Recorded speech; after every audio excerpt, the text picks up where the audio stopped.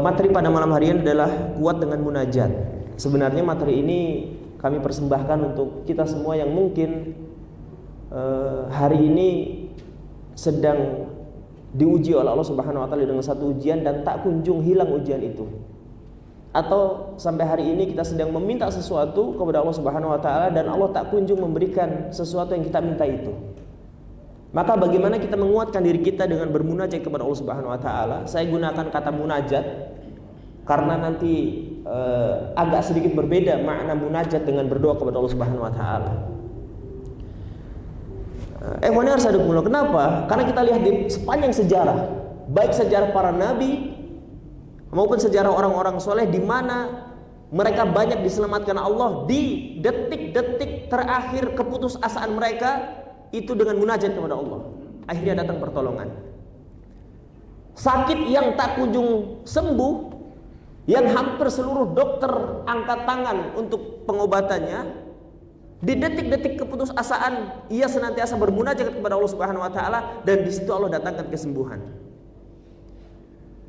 Di seumur hidup yang dikelilingi dengan kesulitan, kemiskinan, kesempitan, hingga akhirnya ia hampir berputus asa, tapi yang satu hal yang dia tidak lupa adalah senantiasa bermunajat kepada Allah Subhanahu wa taala, dan di ujung jalan keterputusasaan itulah Allah datangkan dan turunkan pertolongan. Banyak para nabi, bukan hanya orang-orang biasa, para nabi bahkan seperti itu. Nanti kita akan buka datanya dalam Quran maupun dalam sejarah bagaimana para nabi mereka bermunajat kepada Allah Subhanahu wa taala tidak sehari dua hari, bertahun-tahun, berpuluh-puluh tahun mereka bermunajat baru diijabah Allah Subhanahu wa taala. Ikhwani arsadukumullah. Dan pertemuan kali ini saya ingin mengajak Bapak Ibu sekalian untuk bermanja-manja dengan Allah Subhanahu wa taala. Saya pakai bahasa manja karena memang Allah yang memerintahkan itu. Allah suka ketika hamba-hambanya itu bermanja-manja kepada Allah Subhanahu wa taala. Yang mungkin selama ini hubungan kita dengan Allah terasa kering, maka mulailah kembali bermanja-manja dengan Allah Subhanahu wa taala. Yang selama ini mungkin iman kita terasa hambar, maka coba mulai hari ini, mulai detik ini kita mencoba bermanja-manja dengan Allah Subhanahu wa taala. Bagaimana cara bermanja-manja dengan Allah juga nanti semoga saya bisa jelaskan. Saya awali dari satu hadis. Hadis ini diriwayatkan oleh Imam Bukhari dan Muslim, jadi muttafaq alaih.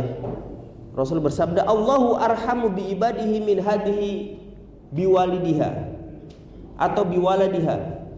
Allah maha kasih terhadap hambanya melebihi kasih sayang seorang ibu terhadap anaknya. Masya Allah, Allah lebih pengasih kepada seorang hamba, kepada hambanya, melebihi kasihnya seorang ibu kepada anaknya. Ini luar biasa ini. Bahkan kalau kita lihat di dalam hadis qudsi, inna rahmati taglibu ghadabi. Jadi rahmatku itu mengalahkan murkaku, kata Allah. Kenapa yang diilustrasikan di sini adalah seorang ibu? Karena ketika seorang ibu marah, maka dasar kemarahannya adalah kasih sayang. Ketika seorang ibu kesal, maka dasar kekesalannya adalah cinta. Maka Allah Subhanahu wa taala lebih dari itu. Allah Subhanahu wa taala lebih cinta kepada hambanya melebihi cinta seorang ibu kepada anaknya. Ini Allah mendisclaimer, Allah mengumumkan agar kita jangan merasa jauh dari Allah Subhanahu wa taala. Allah sendiri yang mengatakan rahmatku itu lebih jauh mendahului murkaku. Kalau boleh saya ilustrasikan, Pak. Ada seorang anak kecil, dia berbuat salah dengan ibunya. Ibunya marah besar, dikejar anaknya, mau dipukul. Di tengah-tengah anaknya lari dari ibunya, dia terpleset, jatuh anaknya, dan ibunya mendekati dia. Di tengah-tengah rasa takutnya seorang anak dan dia tak mampu lagi melakukan apapun dalam kondisi itu, dan dia takut atas pukulan ibunya, tidak ada cara lain yang dilakukan oleh seorang anak ini melainkan memeluk kaki ibunya. Begitulah harusnya semanja itulah kita dengan Allah Subhanahu wa taala. Kalau kata Hasan bin Sabit. Hasan bin Sabit ini salah seorang penyair di masa Rasulullah, penyair hebat. Kalau Nabi dihina, Hasan bin Sabit selalu membalas hinaan itu dengan syairnya. Di antara kata Rasulullah terhadap Hasan bin Sabit ini adalah para sahabat itu punya satu pedang. Hasan bin Sabit punya 2 pedang. Satu pedang yang bisa ia hunus dan pedang lainnya adalah lisannya. Akhirnya beliau adalah mahir bersyair. Di antara syair yang disampaikan oleh Hasan bin Sabit, beliau mengatakan, "Ya Allah, aku lari kepadamu dari ketakutanku kepadamu." Ini terjemahan bebas dari saya. Maksudnya adalah ya sebegitulah kita dengan Allah Subhanahu wa taala. Semakin takut kita dengan Allah Subhanahu wa taala, harusnya semakin mendekat kita dengan Allah. Sama saya ilustrasikan tadi, walaupun sangat jauh kalau saya ilustrasikan itu dengan seorang ibu ya, tetapi ini agar mudah dipahami oleh kita semua.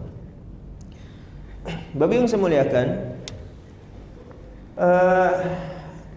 nah itu munajat. Di tengah-tengah Allah berbicara tentang kewajiban puasa misalnya. Kita tahu kewajiban puasa itu dalam surah Al-Baqarah ayat 183 sampai 187. Itu bahasanya adalah tentang puasa, semuanya bahasan puasa. Menariknya adalah di tengah bahasan puasa itu, di ayat 186-nya Allah berfirman, "Wa idza sa'alaka ibadi anni fa inni qarib." Seandainya hambaku bertanya kepadamu tentangku, maka katakan, maka sesungguhnya aku dekat. Jadi 183 sampai 187 itu semuanya pembahasan puasa.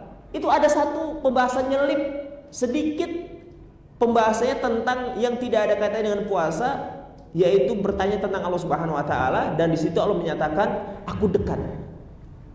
Ini sekali lagi harus saya tanamkan betul-betul ke diri kita semua, ke Bapak Ibu sekalian, untuk menghilangkan dan menepis jauh-jauh bahwa semua pikiran yang menganggap kita jauh dari Allah Subhanahu wa taala atau Allah jauh dari kita. Kalaupun itu terasa, mungkin kita yang sedang menjauh dari Allah, bukan Allah yang sedang menjauh dari kita. Nah, ikhwani fillah arsadukumullah, saya akan mencoba permainan bahasa dulu dalam Quran. Biasanya dalam Quran itu selalu disebut kata-kata wa yas'alunaka, yang artinya mereka bertanya kepadamu. Ada kata-kata, ada firman-Nya wa yas'alunaka 'anil anfal. Mereka bertanya kepadamu tentang al-anfal. Itu artinya ada kejadian, kemudian mereka bertanya kepada Nabi, jawabannya nunggu dari Allah. Wa yas'alunaka 'anil anfal. Baru setelah itu katakan Muhammad, kulil anfalu lillahi wa rasul. Katakanlah bahwa al-anfal atau harta rampasan perang itu untuk Allah dan itu adalah untuk Allah dan Rasulnya. Wa yas'alunaka 'anil mahid. Ada urusan haid ditanya kepada Nabi. Kemudian baru Allah turunkan firman-Nya wa yas'alunaka 'anil mahid. Kemudian para orang bertanya tentang ruh, ditanyakan kepada Nabi, baru Allah turunkan ayatnya tentang wa yas'alunaka 'anil ruh. Tentang perang di bulan haram ditanya dulu kepada Nabi, baru turun ayatnya wa yas'alunaka 'anil syahril harami qitalun fi. Mereka bertanya kepadamu tentang bulan haram untuk berperang di dalamnya.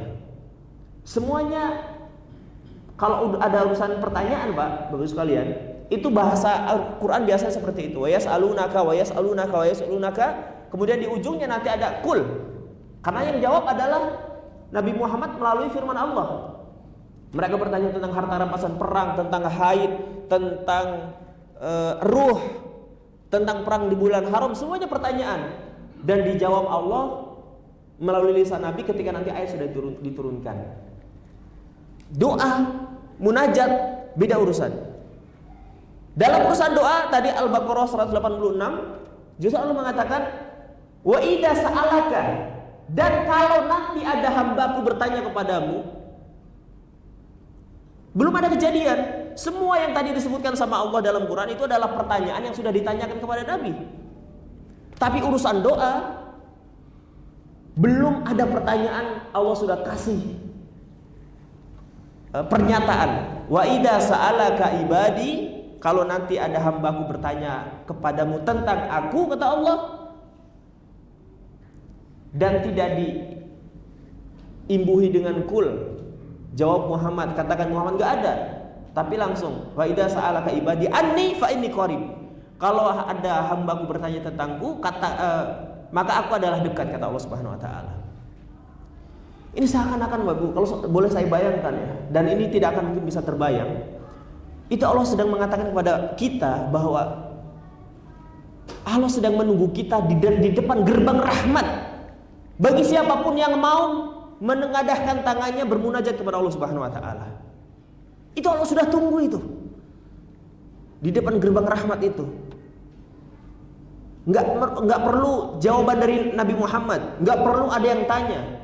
Allah sudah persiapkan, nanti kalau ada yang tanya tentang aku, katakan aku dekat, kata Allah Subhanahu wa taala. Mohon maaf, tidak ada katakannya.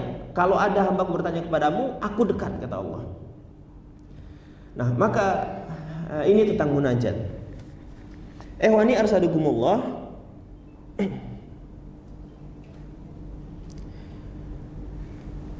Dalam urusan doa, Allah Subhanahu wa taala benar-benar ingin menekankan kepada kita bahwa sebegitu dekatnya Allah dengan kita, Pak. Dalam satu firman Allah mengatakan, qala rabbi inni wahanal admu minni wasta'ala ra'su syaibah. Ini doanya siapa nih? Doanya Nabi Zakaria. Dalam surat Maryam Allah berfirman, ini ayat 4. Dan dari situ nanti kita akan belajar.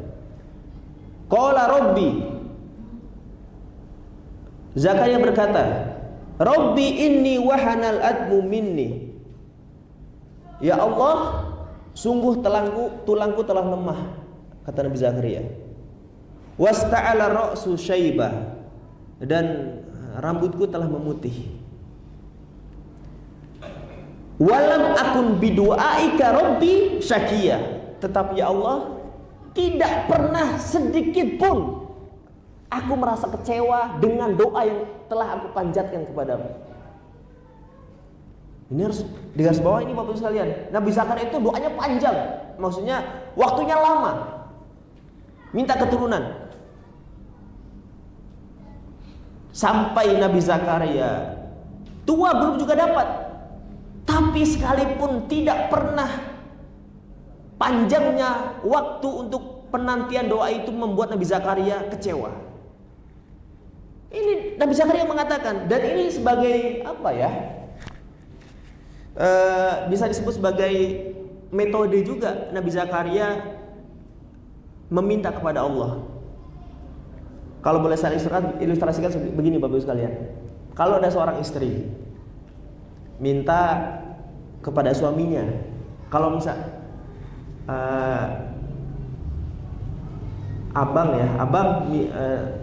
adek minta motor misalnya, langsung ngomong kayak gitu Pak, kayaknya agak lama deh cairnya gitu ya. Tapi coba menggunakan bahasa yang digunakan Nabi Zakaria kepada Allah Subhanahu wa taala. Apa kata Nabi Zakaria tadi? Ya Allah, aku tidak pernah kecewa sedikit pun atas doa yang selama ini aku minta kepadamu.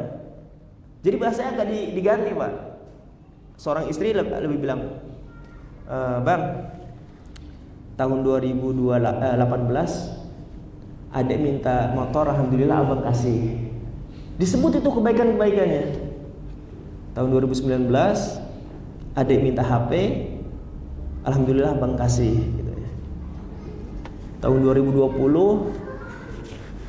adek minta emas, alhamdulillah abang kasih. Terus 2021, apalagi 2022, apalagi 2023, apalagi ini sekarang Bang 2024 adek minta umroh. Kayaknya selama ini abang gak pernah mengecewakan adek gitulah ya. Itu suaminya mau nolak juga agak gak enak ini Pak. Aduh iya ya, selama ini minta dikasih terus, ini mintanya agak, kalau nolak sekarang agak gak enak gitu. Namanya disebut. Kalau boleh saya garis bawahi gini deh gampangnya, Nabi Zakaria sedang mengatakan, Nabi Zakaria sedang bertawasul kepada Allah dengan menyebutkan kebaikan-kebaikan Allah selama ini kepada dirinya. Kalau selama ini kita mengenal tawasul kan di kita, ya Allah aku telah puasa Senin Kamis nggak pernah putus 3 tahun. Dan kalau amal itu diterima oleh Engkau ya Allah, maka kabulkanlah doaku yang ini. Itu tawasul dengan kesolehan kita. Ya Allah, setiap Jumat saya tidak pernah putus Al-Kahfi sejak balik sampai sekarang. Kalau Engkau terima amal solehku ya Allah, maka kabulkan doaku yang itu. Ini tawasul dengan diri sendiri, itu mainstream. Nabi Zakaria enggak. Nabi Zakaria bertawasul dengan kebaikan-kebaikan Allah Subhanahu wa taala. Ya Allah, selama ini Engkau telah memberikan aku ini. Ya Allah, selama ini Engkau telah menganugerahiku ini. Ini itu semuanya disebut, baru minta, ya Allah, sekarang aku lagi butuh laptop nih. Masa Engkau enggak kasih ya Allah gitu ya. Itu munajat itu seperti itu. Munajat itu adalah kedekatan kita dengan Allah Subhanahu wa taala. Makanya ada seorang sahabat bertanya kepada Rasulullah, "Wahai Nabi, Allah itu jauh apa dekat? Kalau jauh aku panggil, kalau dekat aku bermunajat." Jadi munajat itu adalah kedekatan seorang hamba, perasaan dekatnya seorang hamba dengan Allah Subhanahu wa taala, sehingga ia mencurahkan dengan bahasa-bahasa manja yang bisa ia berikan kepada Allah Subhanahu wa taala. Dan itu enggak apa-apa, Quran banyak. Ada satu buku ya, yang menghimpun tentang obrolan-obrolan manjanya para nabi dengan Allah Subhanahu wa taala yang enggak ada dalam Quran. Kalau dalam Quran kita bisa pelajari semua. Tapi ada boleh nanti dicari makalahnya, obrolan-obrolan manja antara seorang nabi dengan Robnya yang tidak ada dalam Quran. Masya Allah. Dia ngobrolnya itu adalah bahasa yang mudah, manja seperti tadi ya. Nabi Zakaria itu bermanja kepada Allah Subhanahu wa taala dengan cara seperti itu. Ya Allah, aku enggak pernah sedikit pun kecewa dengan doa yang telah aku panjatkan kepadamu. Urusan terkabul enggak terkabul itu urusan lain ya. Saya hanya menggarisbawahi bahwa tidak ada para nabi yang kecewa dengan doa yang ia lantunkan dengan munajat yang telah ia mintakan kepada Allah, walaupun masa untuk terijabahnya itu lama. Bahkan ada yang tidak terijabah sama sekali dan Allah ganti dengan yang lain. Nah, ikhwani fillah asadakumullah, Nabi pernah bermunajat. Nabi Muhammad pernah bermunajat gini. Ini munajat ini walaupun didhaifkan secara sanad, tetapi maknanya oleh Albani benar. Nabi pernah bermunajat begini, Allahumma ilaika ashku do'fa kuwati. Ya Allah, aku mengadu. Ini munajat ini. Ya Allah, aku mengadu. Apa yang diadukan oleh Nabi Muhammad saat itu? Yaitu lemahnya aku. Ya Allah, aku mengadu kepadamu, aku ini lemah. Wa qillatu hilati wa hawani 'alan nas. Kata-kata ini, munajat Nabi Muhammad ini disampaikan Nabi ketika beliau 7 hari dihina, dicaci, dimaki, dilempari oleh Taif, oleh kaum Taif saat beliau hijrah ke Taif. Jadi Nabi bahasa begini, ya Allah,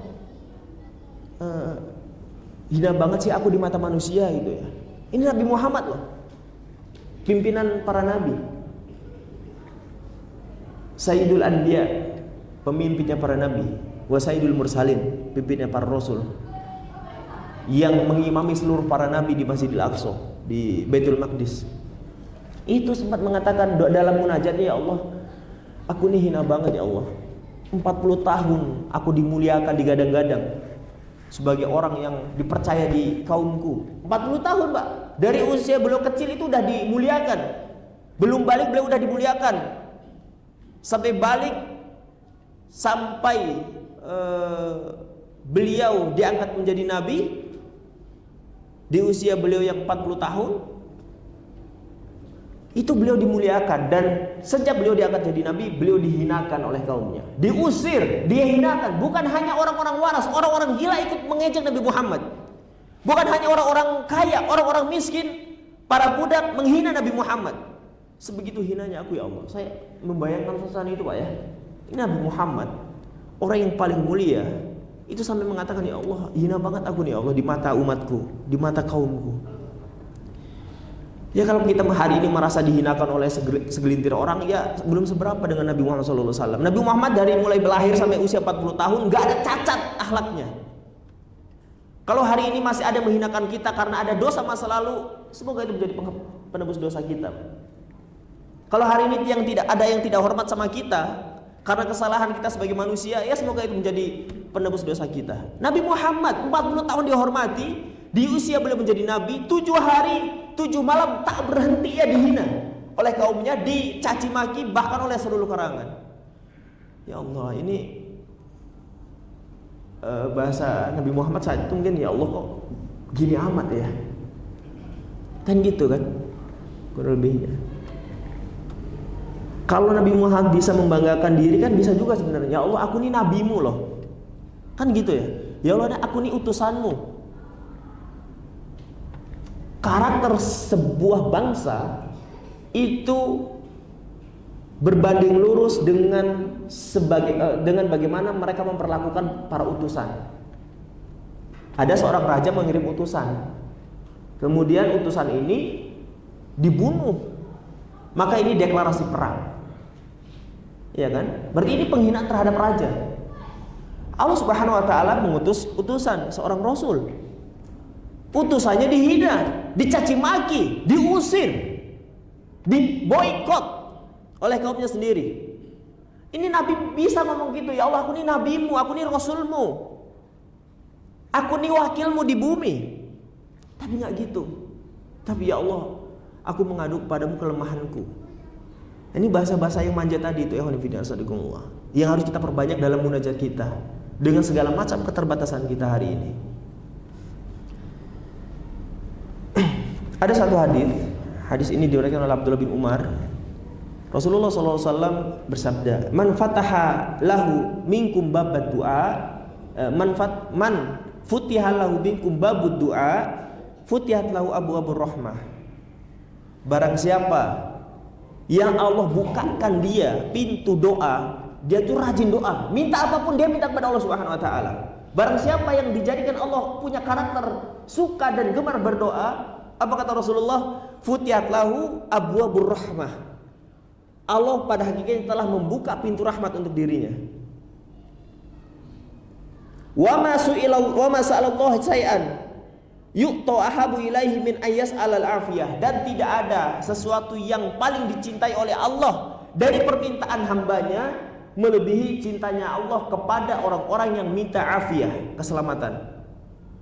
Makanya saya teringat materi saya di bulan Ramadan kemarin tentang Lailatul Qadar ya. Allahumma innaka afuwun tuhibbul afwa fa'fu anni. Ini menyambung dengan hadis ini.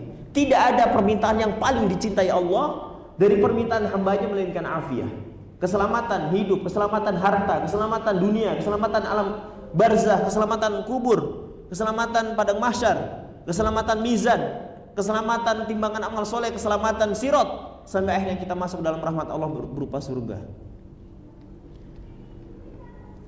Wa inna du'a yanfa'u mimma yanzil wa mimma lam yanzil fa'alaikum bidu'a. Beliau mengatakan doa itu sebuah kebaikan, baik nanti diijabah Allah maupun tidak diijabah Allah adalah kebaikan. Fa'alaikum bidu'a, maka perbanyaklah doa kepada Allah Subhanahu Wa Taala. Ini kalau Nabi Muhammad SAW menyebutkan doa itu dengan bab, pintu, maka sebagai ilustrasinya Bapak Ibu sekalian, ya layaknya kita sedang meminta kepada Allah, ya sebegitu pula lah kita mengilustrasikannya dengan pintu. Pintu itu kalau belum diketuk, kalau diketuk belum keluar, terus diketuk pintunya. Dan di situ ada perbedaan antara pintu yang dimiliki oleh manusia dengan pintu Allah Subhanahu Wa Taala. Allah suka sering diketuk pintu doanya. Sedangkan manusia kadang merasa terganggu, merasa nggak nyaman dan seterusnya. Terus diketuk pintunya, sampai akhirnya Allah bukakan pintu itu. Allah Maha tahu siapa yang berada di balik pintu doa itu. Kita selirih apapun kita bermunajat, Allah Maha mendengar. walaupun kita hanya menempelkan tangan di sebuah pintu itu, maka Allah Maha mendengar apa yang kita minta, Allah Maha tahu siapa yang meminta. Jadi jangan lelah dan jangan putus asa dalam doa itu. Karena terkadang orang ini lemah semangatnya dalam berdoa ketika apa? Ketika ujian datang berkali-kali, ketika doa sudah dipanjatkan begitu lama tapi tak kunjung datang apa yang kita minta. Kan itu yang kadang kita membuat kita lemah dalam berdoa. Nah, kalau kita sudah lemah seperti itu, kita lihat para nabi. Bagaimana mereka meminta dan kapan mereka diijabah. Satu contoh dulu saya akan kasih Nabi Muhammad deh. Nabi Muhammad ketika diwajibkan oleh Allah Subhanahu wa taala puasa Allahumma sholli ala Muhammad. Salat 5 waktu. Ini kan pertama kali Nabi salatnya menghadap Masjidil Aqsa.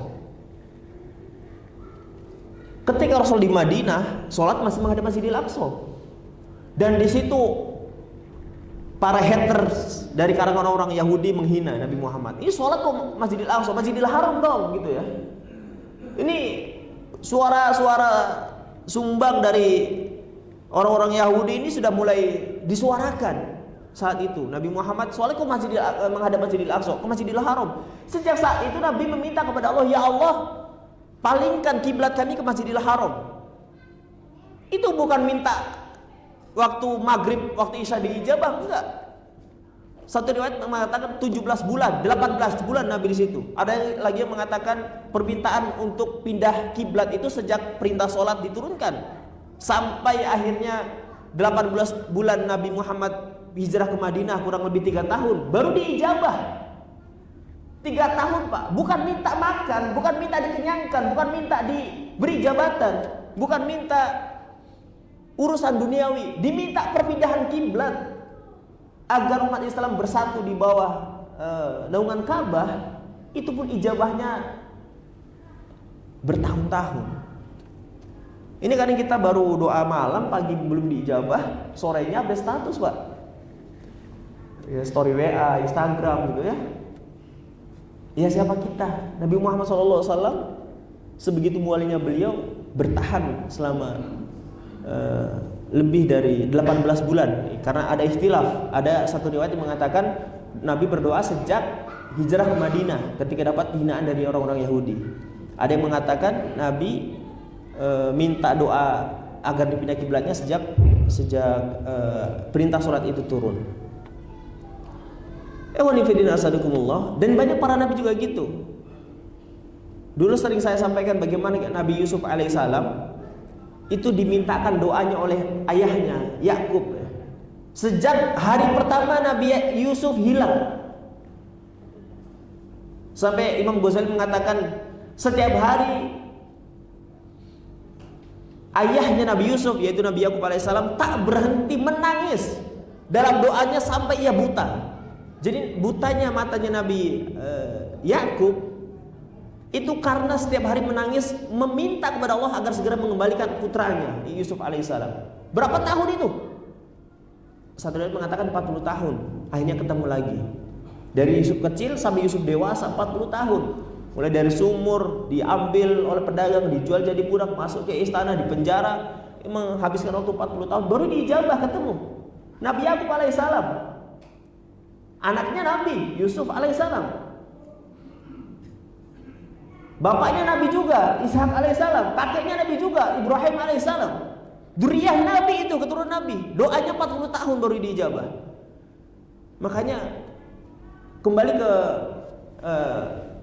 hadis Nabi tadi yang diriwayatkan oleh Abdullah bin Umar bahwa doa itu diijabah adalah sebuah kebaikan, tidak diijabah sekarang adalah juga sebuah kebaikan. Maka perbanyak doa. Karena Umar mengatakan saya nggak peduli doa itu diijabah atau tidak, yang penting saya fokus doa aja katanya. Bagaimana kita bisa tadi ya melihat doa itu sebagai sebuah kebutuhan, sebagai sebuah nutrisi. Ada sebuah istilah menarik ya. Yakfi mina du'ai ma'al birri ma yakfi mina ta'ami minal milhi. Jadi ibarat doa untuk kebaikan itu seperti garam untuk makanan. Cukup dengan doa untuk mendapatkan kebaikan katanya. dan cukup dengan garam untuk mendapatkan makanan yang lezat. Kurang lebih begitu sebuah peribahasa yang disampaikan oleh, ini athar sebenarnya dari Abu Dzar Al-Ghifari mengatakan begitu.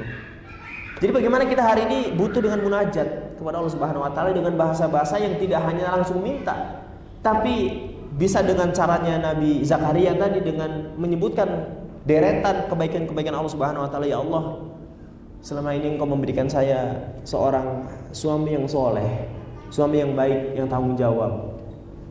Selama ini Engkau telah memberikan kami lingkungan yang baik, lingkungan yang peduli dengan ilmu. Ya Allah, selama ini Engkau selalu menegur saya ketika saya melakukan sebuah kesalahan. Ya Allah, selama ini Engkau menghalangi usaha saya ketika usaha itu adalah menjerumuskan kepada sesuatu yang haram. Ya Allah, selama ini Engkau memberikan penglihatan yang sempurna, pemandangan, pendengaran, tangan, kaki yang sempurna. Hari ini ya Allah, aku butuh bantuan bla bla bla bla bla bla. Bagaimana Nabi Zakaria juga mengatakan demikian, tidak pernah kecewa sedikit pun dengan doa yang telah ia lakukan, yang ia panjatkan kepada Allah Subhanahu wa taala selama ini. Kemudian ikhwani fillah nasadikumullah, ada nabi lain yang doanya juga sangat lama ijabahnya.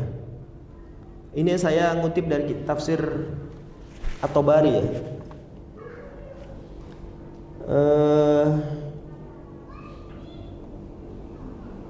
Suatu ketika